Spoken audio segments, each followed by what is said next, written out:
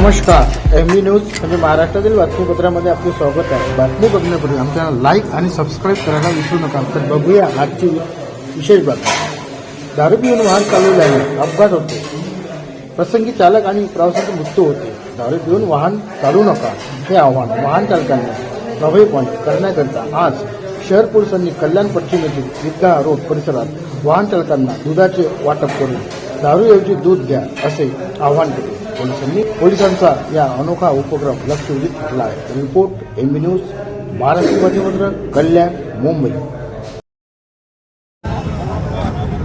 Thane police आयुक्तालयात रस्ते सुरक्षा अभियानाअंतर्गत आम्ही 2024 रस्ते सुरक्षा सप्ताह साजरा करीत आहोत।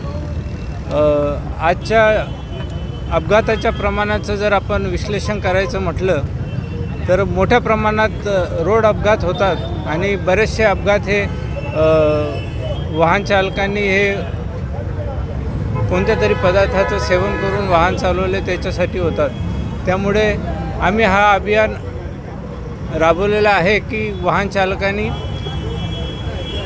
कोणतंही वाहन चालवताना दारूचं व्यसन करू नये आणि त्या शुद्धीमध्ये वाहन चालवावं। त्याच्यासाठी आम्ही अपघात टाळण्यासाठी आणि लोकांचे जीव वाचवण्यासाठी दारू सोडा आणि दूध प्या आणि वाहन सुरक्षित चालवा हे अभियान सुरू केलेलं आहे।